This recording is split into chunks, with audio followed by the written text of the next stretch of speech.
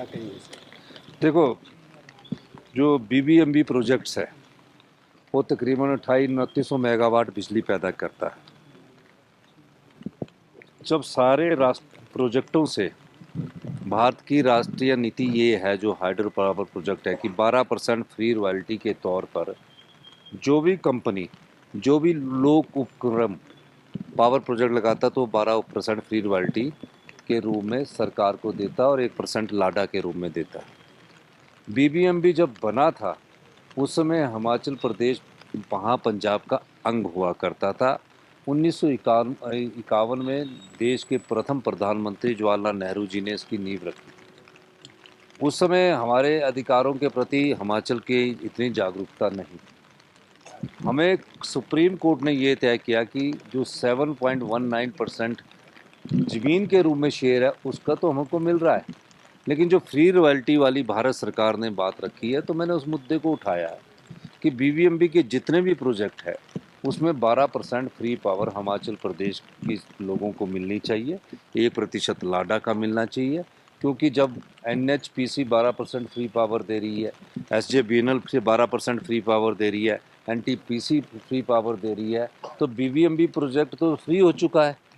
उस प्रोजेक्ट में अब जो रॉ मटेरियल पानी के रूप में बीबीएमबी यूज़ कर रहा है, तो उन्हें इतना तो सोचना चाहिए कि 12% फ्री पावर हमें मिलनी चाहिए, जो कि नेशनल पॉलिसी है।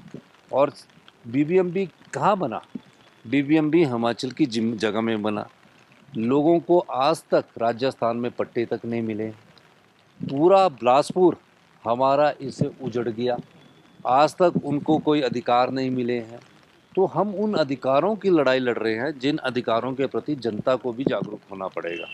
बीबीएमबी में हमें 12% फ्री रॉयल्टी मिलनी चाहिए, और जो पावर प्रोजेक्ट भारत सरकार द्वारा जो बने हैं, अगर वो फ्री मिल गए हैं तो हमारी जो नीति है 12, 18, 30 की, उसके अनुसार 40 साल बाद प्रोजेक्ट हिमाचल की सरकार को मिलना चाहिए। ये एक लंबी लड़ाई है, एक सोच विकसित करने की बात है। ये नहीं है कि ये कोई सरकार, ये एक जनता के अधिकारों की लड़ाई है।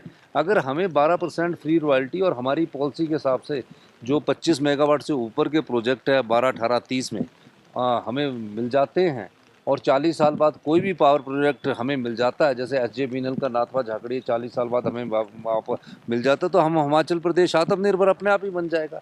इस लड़ाई को हिमाचल प्रदेश की कांग्रेस की सरकार लड़ रही है। हम भारत सरकार से सिर्फ अपना अधिकार मांग रहे हैं। वो अधिकार किस रूप में मांग रहे हैं? मैं ये चीज़ आपको इसलिए बताना चाहता हूँ कि बिजली बनाने के लिए रॉ मटेरियल क्या है, कच्चा माल क्या है? पानी है। पानी कहाँ से आ रहा है? हमारे जो 5 नदियाँ, खड्ड और छोटी नदियाँ, उनसे पानी आ रहा है। तो जब उनसे पानी आ रहा, उस पानी का उपयोग करके आप फिनिश गुड इलेक्ट्रिसिटी है। पानी से क्या बना? बिजली बनी। जब आप बिजली बेचकर प्रॉफिट कमा रहे हैं और लाभ कमा रहे हैं, तो क्या जहां हिमाचल की जगह से जहां से पानी आ रहा है, तो क्या लोगों का ये अधिकार नहीं बनता है कि जो नुकसान उस पानी के कारण उन्होंने इतने साल सहा, तो उन्हें क्या फ्री रॉयल्टी के रूप में बिजली नहीं मिलनी चाहिए? ये हमारी बात है, जो हम उनसे बार बार कानूनी तरीके से भी उठा रहे हैं और बार बार अपनी इस बात को उठाकर अपना अधिकार मांग रहे हैं। कब तक आप हिमाचल के लोगों के अधिकारों का हनन करते रहोगे? सरकारें आती है, सरकारें जाती है, लेकिन इस चीज़ को जनता को समझना पड़ेगा कि अगर आपको फ्री रॉयल्टी के रूप में पैसा मिलता है, तो आपके प्रदेश में आर्थिक समृद्धि काफ़ी पहले ही आ जाती, काफ़ी पहले ही आ जाती। आज जो शिक्षा संस्थानों के बुरे हाल है, आज जो हेल्थ सेक्टर के बुरे हाल है, वो क्यों हुए?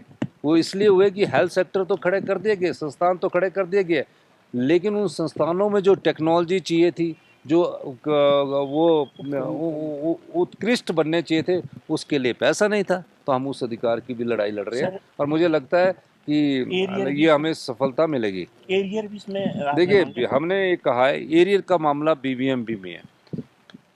देश की सर्वोच्च न्यायालय ने तय कर दिया कि हमको एरियर 2011 से मिलना चाहिए। सर्वोच्च न्यायालय ने तय कर दिया, 2011 में हो गया।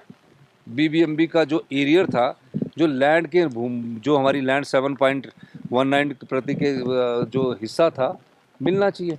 आज 14 साल बाद भी वो एरियर देने में कभी हरियाणा पंगे अड़ा देता वार्ड में, कभी पंजाब करता, पर पंजाब ने एफिडेविट दे दिया था।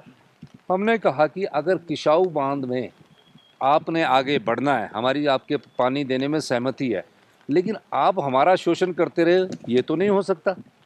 तो हमने उस संदर्भ में कहा है कि सुप्रीम कोर्ट में जुलाई में हमारा केस लगा है, आप एफिडेविट दे दीजिए जी। एक सहमति चीफ सेक्रेटरी के लेवल पर मैंने अभी कहा है कि बने और एक एफिडेविट फाइल करें कि हम आपको एरियर 15 साल में बिजली के रूप में देंगे, पैसे के रूप में देंगे, वो आप तय कर लीजिए, पर हमारा अधिकार तो दीजिए।